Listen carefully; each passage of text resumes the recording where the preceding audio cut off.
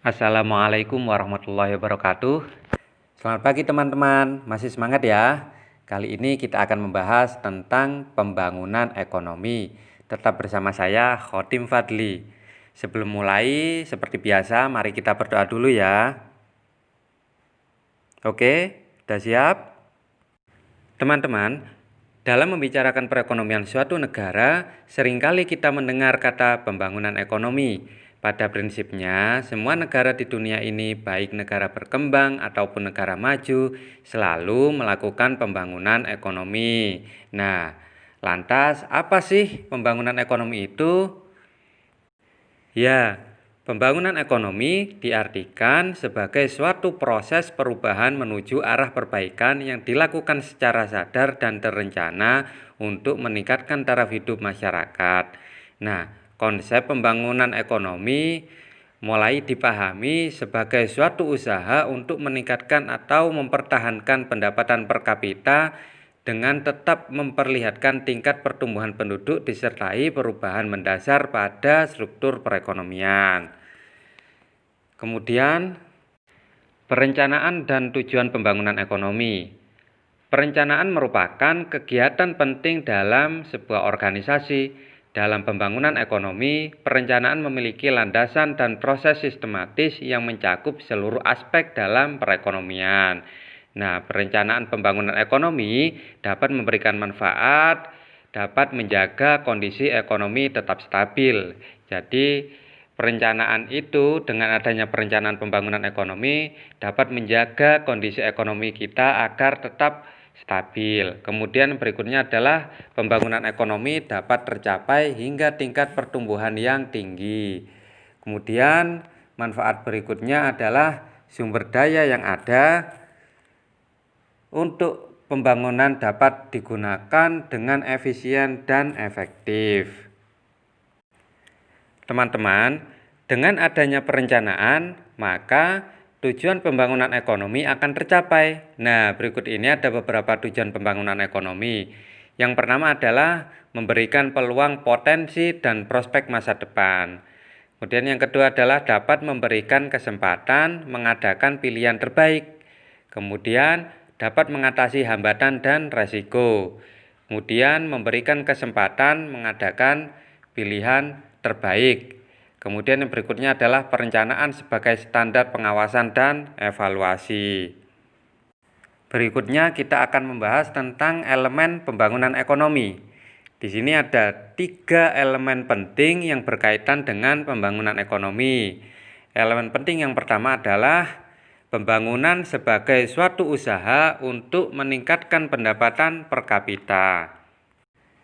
Sebagai suatu usaha, pembangunan merupakan tindakan aktif yang harus dilakukan oleh suatu negara dalam rangka meningkatkan pendapatan per kapita. Maka sangat dibutuhkan peran serta masyarakat, pemerintah, dan semua elemen yang terdapat dalam suatu negara untuk berpartisipasi aktif dalam proses pembangunan. Hal ini dilakukan karena kenaikan pendapatan per kapita mencerminkan perbaikan dalam kesejahteraan masyarakat. Kemudian elemen yang kedua adalah peningkatan pendapatan per kapita harus berlangsung dalam jangka panjang. Nah, suatu perekonomian dapat dinyatakan dalam keadaan berkembang apabila pendapatan per kapita dalam jangka panjang cenderung meningkat. Hal ini tidak berarti bahwa pendapatan per kapita harus mengalami kenaikan terus-menerus. Kemudian yang ketiga adalah pembangunan sebagai suatu proses. Nah, pembangunan sebagai suatu proses artinya bahwa pembangunan merupakan suatu tahap yang harus dijalani oleh setiap masyarakat atau bangsa. Demikian pula, setiap bangsa harus menjalani tahap-tahap pembangunan untuk menuju kondisi yang adil, makmur, dan sejahtera. Oke, selanjutnya kita akan membahas tentang indikator keberhasilan pembangunan ekonomi. Indikator adalah petunjuk yang memberikan indikasi tentang suatu keadaan dan merupakan refleksi dari keadaan tersebut. Nah, di sini ada 2 indikator, yaitu indikator ekonomi dan indikator sosial. Yang pertama adalah indikator ekonomi. Indikator ekonomi yang dapat mempengaruhi keberhasilan pembangunan ekonomi adalah laju pertumbuhan ekonomi, yaitu proses kenaikan output per kapita dalam jangka panjang. Kemudian indikator ekonomi berikutnya adalah produk nasional bruto atau gross national income per kapita, yaitu pendapatan nasional bruto dibagi dengan jumlah populasi penduduk. Kemudian yang ketiga adalah indikator ekonominya adalah urbanisasi, yaitu meningkatnya proporsi penduduk yang bermukim di wilayah perkotaan dibandingkan di pedesaan. Jadi misalkan di Jakarta sekarang mulai banyak penduduknya dibandingkan dengan di pedesaan. Nah, urbanisasi dikatakan tidak terjadi apabila pertumbuhan penduduk di wilayah urban sama dengan 0. Kecepatan urbanisasi akan semakin tinggi sesuai dengan semakin cepatnya proses industrialisasi. Maka, berdasarkan fenomena tersebut, urbanisasi digunakan sebagai salah satu indikator pembangunan ekonomi. Kemudian yang berikutnya adalah angka tabungan. Nah, tabungan masyarakat merupakan modal penting dalam perekonomian.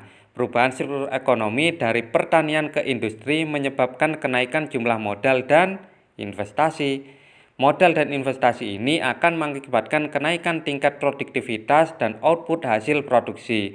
Hal inilah yang merupakan indikator keberhasilan pembangunan. Kemudian indikator ekonomi yang berikutnya adalah struktur ekonomi. Perubahan adanya tatanan struktur ekonomi dari masa ke masa dapat mempengaruhi perbaikan tingkat upah sehingga meningkatkan produktivitas dan output produksi. Jadi tiap tahun ketika ada perubahan struktur ekonomi misalnya, maka itu juga akan berpengaruh pada peningkatan produktivitas atau output produksi. Kemudian indikator keberhasilan pembangunan ekonomi yang kedua adalah indikator sosial. Nah, indikator sosial yang dapat mempengaruhi keberhasilan pembangunan ekonomi yakni Indeks Pembangunan Manusia atau Human Development Index yang biasanya disingkat dengan HDI, yaitu indeks komposit dari indeks harapan hidup, indeks pendidikan, dan indeks standar hidup layak.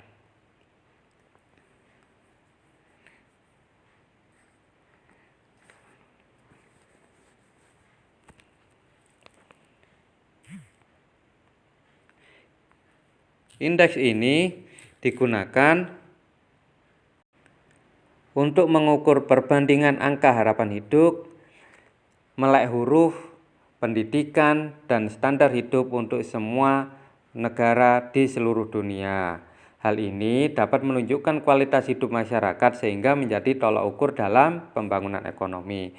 Kemudian indikator sosial yang berikutnya adalah indeks mutu hidup atau Physical Quality Life Index atau PQLI, yaitu indeks komposit atau gabungan dari 3 indikator, yaitu harapan hidup pada usia 1 tahun, angka kematian, dan tingkat melek huruf.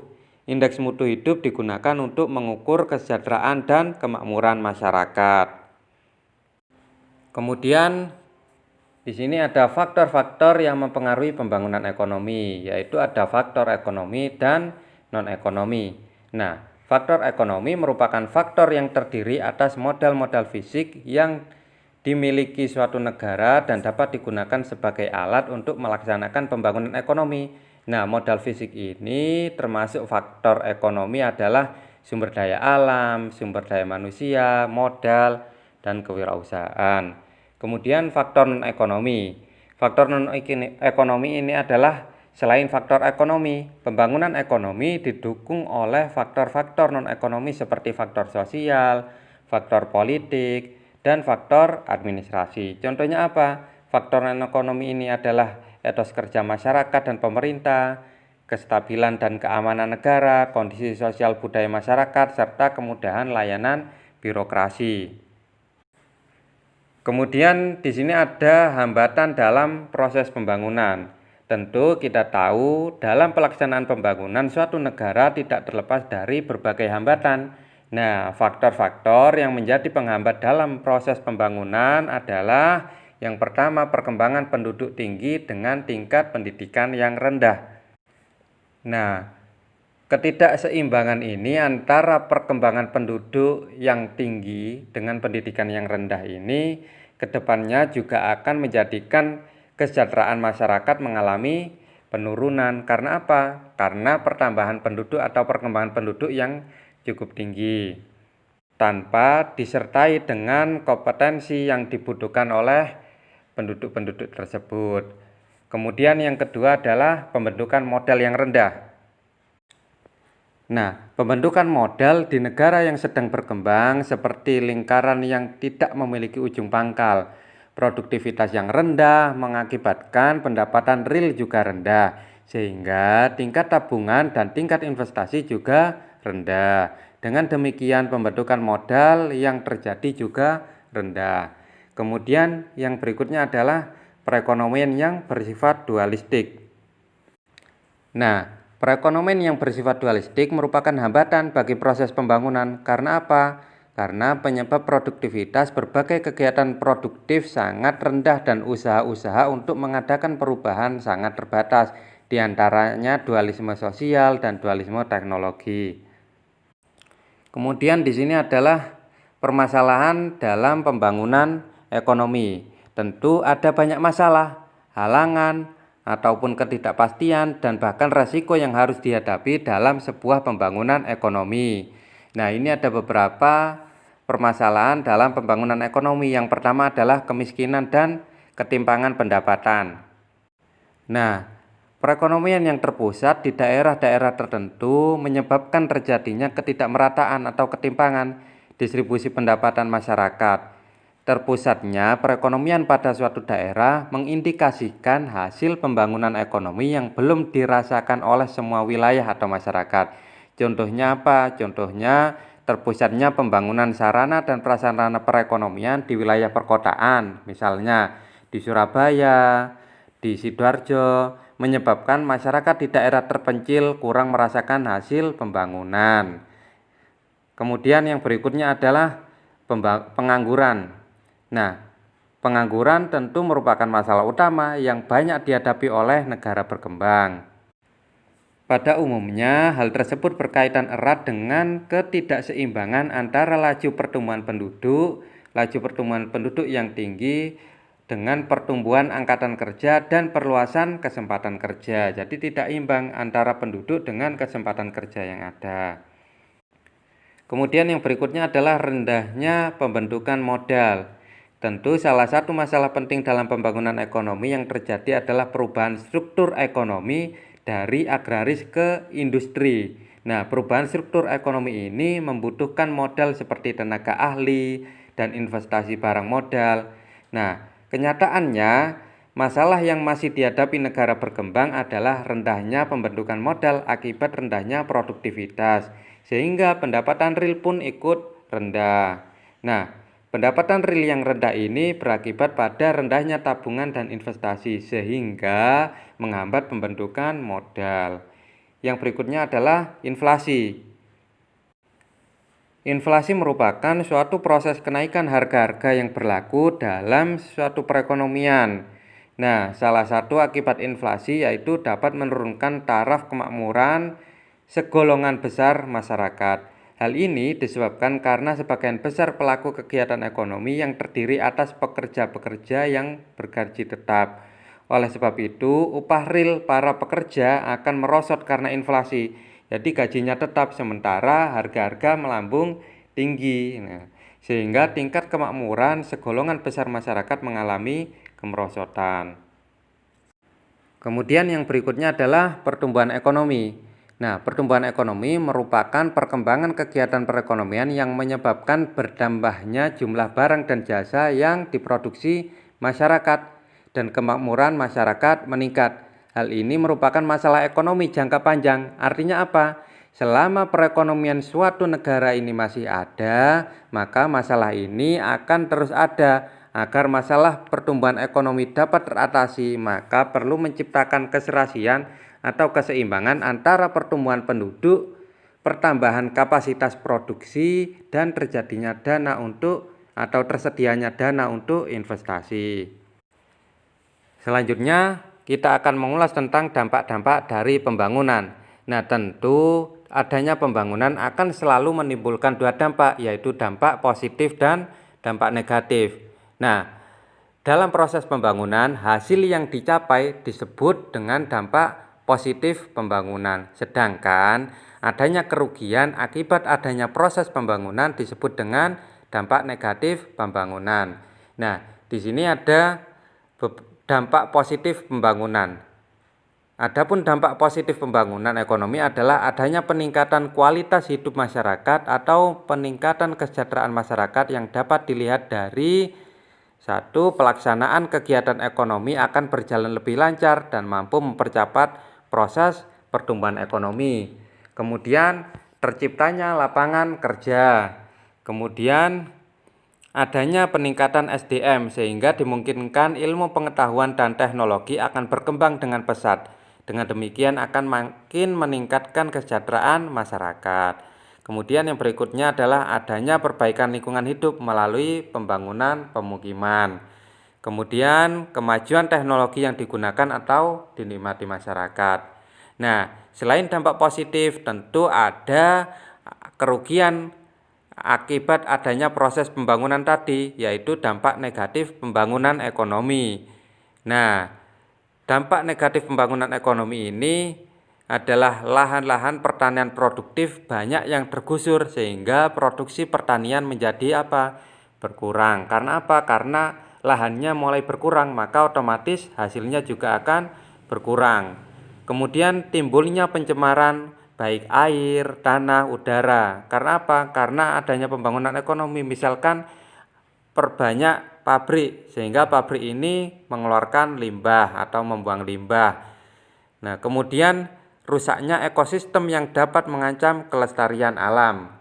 Kemudian yang keempat adalah timbulnya masalah-masalah ekonomi di perkotaan sebagai akibat adanya urbanisasi. Jadi orang berbondong-bondong ke kota, maka di situ juga akan muncul permasalahan baru, masalah-masalah sosial yang muncul di perkotaan. Oke, teman-teman, selanjutnya kita akan membahas tentang strategi dan kebijakan pembangunan ekonomi. Strategi ialah langkah-langkah berisikan program-program indikatif untuk mewujudkan visi dan misi. Nah, strategi yang diterapkan dalam pembangunan pembangunan nasional sebagai berikut. Yang pertama adalah mengembangkan koridor pembangunan ekonomi Indonesia dengan cara membangun pusat-pusat perekonomian di setiap pulau. Kemudian yang berikutnya adalah memperkuat hubungan nasional baik secara lokal maupun internasional. Kemudian yang berikutnya adalah mempercepat perkembangan ilmu pengetahuan dan teknologi. Nah, kebijakan adalah arah atau tindakan yang diambil oleh pemerintah pusat atau pemerintah daerah untuk mencapai tujuan tertentu. Jadi, ada strategi, ada kebijakan. Nah, kebijakan pembangunan nasional yang dilakukan pemerintah yang kalau Indonesia melalui Bappenas adalah sebagai berikut. Yang pertama adalah kebijakan perencanaan. Nah, kebijakan ini berkaitan dengan penyusunan rencana pembangunan nasional. Kemudian yang berikutnya adalah kebijakan penganggaran. Kebijakan ini berkaitan dengan penyusunan alokasi pendanaan. Kemudian yang berikutnya adalah kebijakan pemantauan atau evaluasi pelaksanaan perencanaan pembangunan nasional. Kemudian yang berikutnya adalah kebijakan penanganan permasalahan mendesak dan berskala besar sesuai dengan penugasan Presiden. Oke, sudah banyak yang kita bahas tentang pembangunan ekonomi. Sudah paham kan teman-teman? Oke, jika ada yang masih belum paham atau ada yang ingin ditanyakan, silakan tanya di kelas kalian masing-masing ya. Mudah-mudahan ini bermanfaat dan sampai berjumpa lagi dengan saya Khotim Fadli di pembahasan-pembahasan selanjutnya. Wallahul muwaffiq ila aqwamit thoriq. Wassalamualaikum warahmatullahi wabarakatuh.